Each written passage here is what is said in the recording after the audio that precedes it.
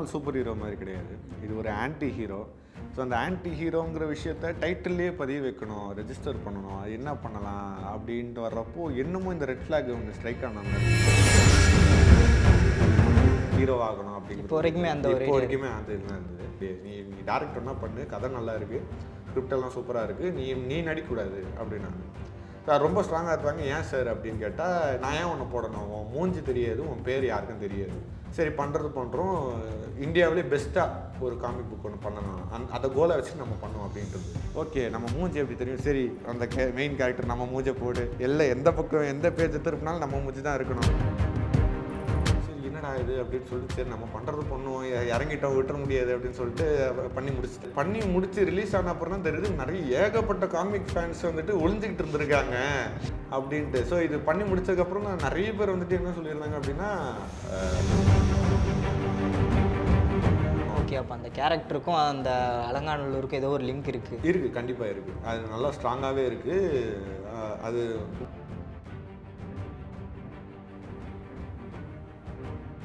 Channel 5 cinema viewers எல்லாருக்கும் ஒரு பெரிய ஹாய். நான் உங்கள் விஜய் கிருஷ்ணா பேசிகிட்டு இருக்கேன். இன்றைக்கி நம்ம கூட இன்டர்வியூவில் ஒரு இன்ட்ரெஸ்டிங்கான ஒரு பர்சன் வந்து இணைஞ்சிருக்காரு.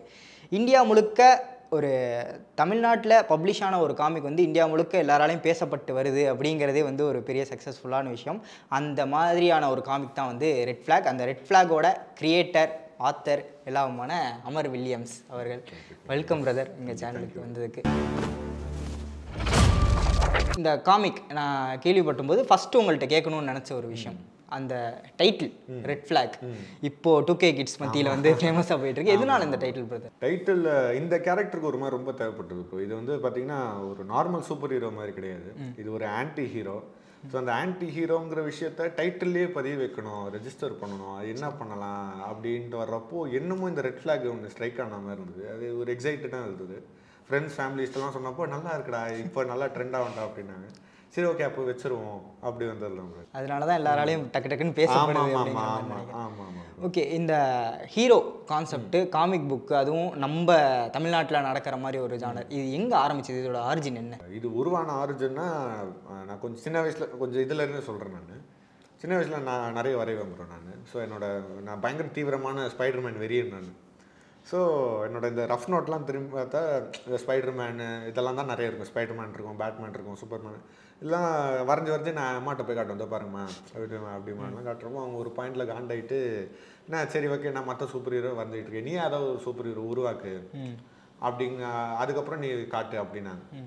சரி அப்போ தான் நான் பாட்டு நிறைய விஷயம் கிறுக்கி வந்து காட்டு வந்த பாரு இதுனா ஓகே அப்படி இப்படின்னாங்க. அதுக்கப்புறம் தான் அங்கேருந்து வந்து தான் இந்த யாழின்ற ஒரு உருவம் மட்டும் வந்தது.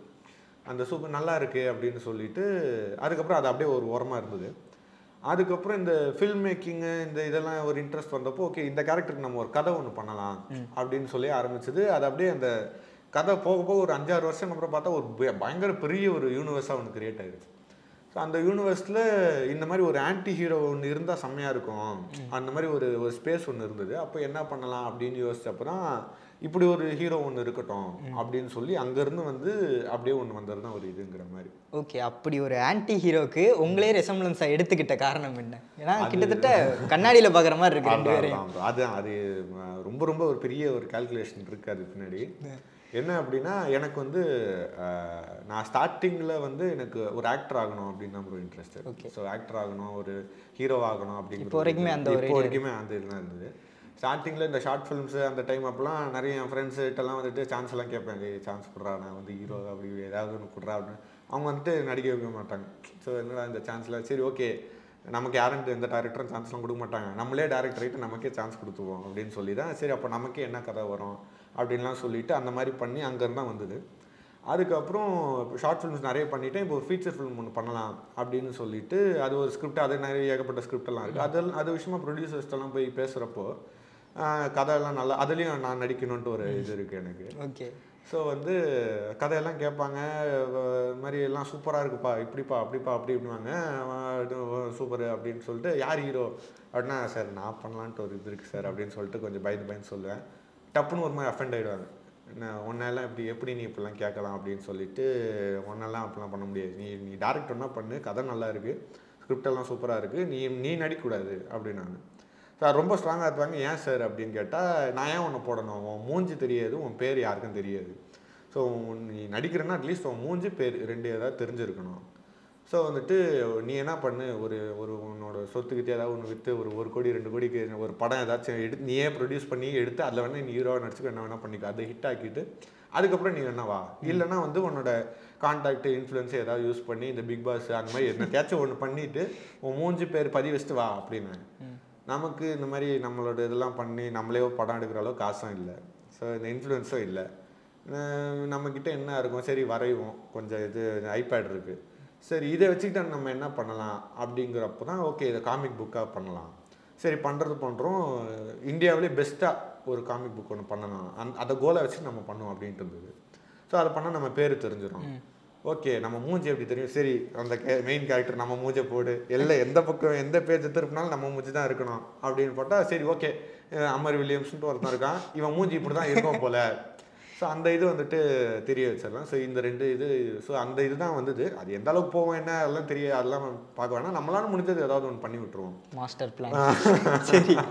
ஸோ அந்த மாதிரி பண்ணி தான் வந்தது. பட் ஆனால் நான் ஒரு இது ஒன்று எக்ஸ்பெக்டேஷன் வச்சுருந்தேன், இந்த இது இவ்வளோ தான் போவோம் அப்படின்ட்டு வச்சுருந்தேன். பட் அதுக்கு மேலேயே வந்துட்டு இந்தியா ஃபுல்லாக நிறைய ரீச் ஆகிட்டு இப்போது என்னோட அமர் வில்லியம்ஸ்னால் ஓகே அவன் காமிக் புக் பண்ணுவான், சென்னை பேஸ் பண்ணி ஒன்று பண்ணியிருக்கான் அப்படின்னு நிறைய பேருக்கு தெரியுது.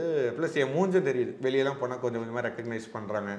ஸோ இப்போ வந்துட்டு கொஞ்சம் போய் நம்ம கேட்கலாம், நம்ம பெருசாக அசிங்கெல்லாம் படாமல் நம்ம வந்துட்டு இது மூஞ்சி ஏதாவது தெரிஞ்சிருக்கு இந்தியா வரைக்குமே ஒரு பேர் ரீச் ஆகிடுச்சு. ஆமாம். ஸோ வந்துட்டு இதை வச்சு நம்ம ஏதாவது ஒன்று பண்ணலாம், இதை வச்சு நம்ம ஃபிலிம் கெரியருக்கு நம்ம யூஸ் பண்ணிக்கலாம், அந்த மாதிரி ஒரு இதுதான் ப்ரோ.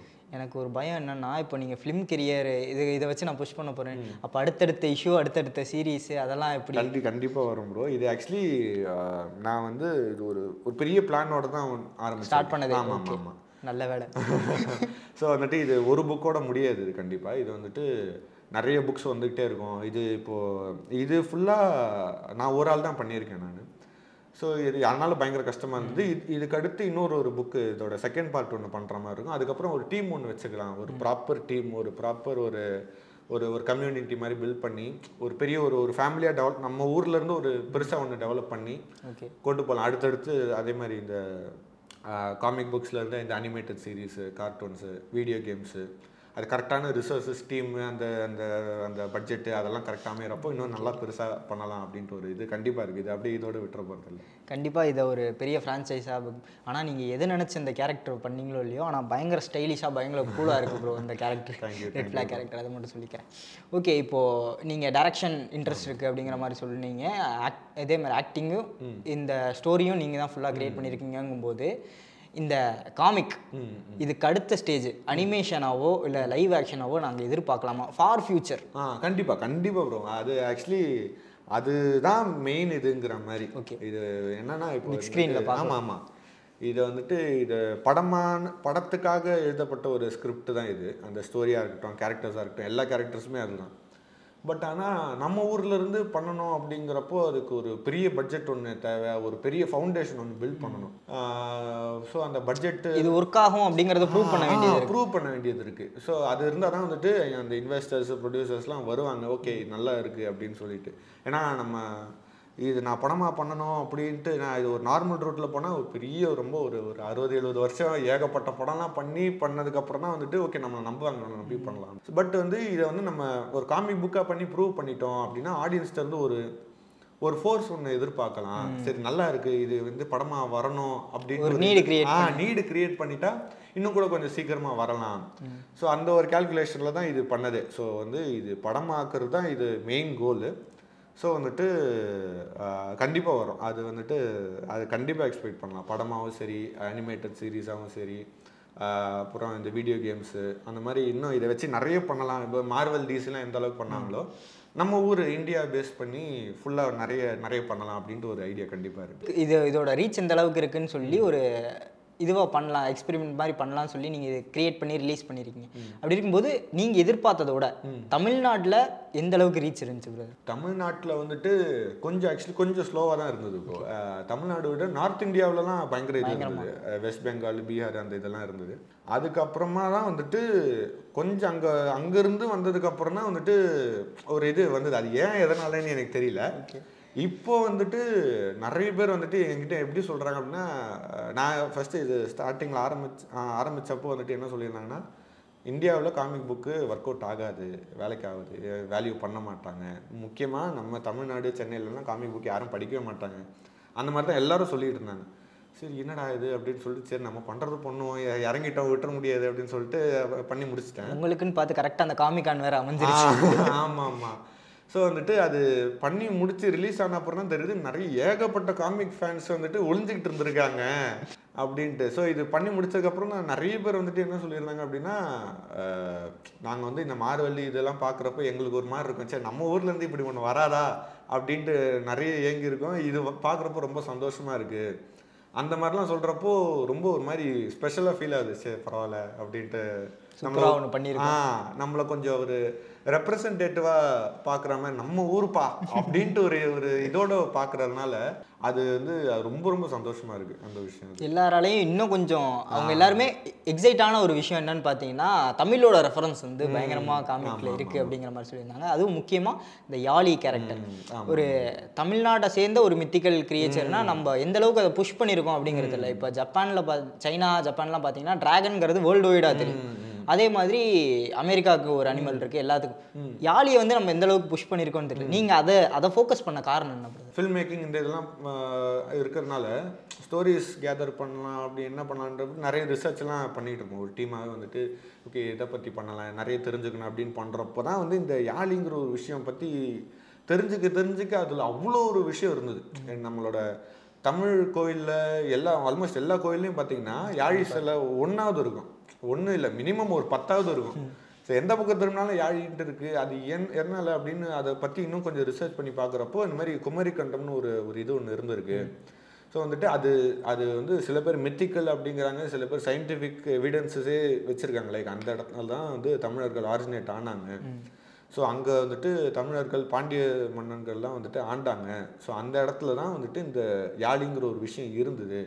ஸோ அதை வந்துட்டு தமிழர்கள் ஆண்டு அது வந்துட்டு ஒரு மித்திக்கல்லாம் கிடையாது, அது உண்மையாக இருக்குங்கிறதுக்கு ஒரு சில சயின்டிஃபிக் எவிடன்ஸ் எல்லாம் கூட இருக்குது. அது உண்மையாக பொய்யான்றது அது அடுத்த விஷயம்னு வச்சுக்கோங்க. ஆனால் இன்ட்ரெஸ்டிங்காக இருந்துச்சு, பயங்கர இன்ட்ரெஸ்டிங்காக இருக்குது. இப்படி ஒன்று உண்மையாகவே இருந்தால் பயங்கரமாக இருக்குமே, சரி இதை வச்சு ஒன்று பண்ணி ஆகணும், இதோட ஃபுல் பொட்டன்ஷியலை நம்ம எக்ஸ்ட்ராக்ட் பண்ணி ஆகணும் அப்படின்னு சொல்லி இதை பேஸ் பண்ணி ஒரு கேரக்டர் ஒன்று பண்ணணும் அப்படின்னு சொல்லி தான் வந்து இந்த இது வந்திருக்கு. அது பார்த்திங்கன்னா அந்த யாழிங்கிற ஒரு கேரக்டர் ஏன் எனக்கு ரொம்ப ஸ்பெஷல் அப்படின்னா, ஃபுல்லாகவே நம்மளோட தமிழ் கல்ச்சர் பேஸ் பண்ணி என்ன நடந்தது, எப்படியெல்லாம் இருந்திருக்கலாம், நம்ம அந்த சேரன் சோழன் பாண்டியன் அந்த மன்னர்கள், அதுக்கப்புறம் நிறைய விஷயம் உள்ளே இருக்கும் அது.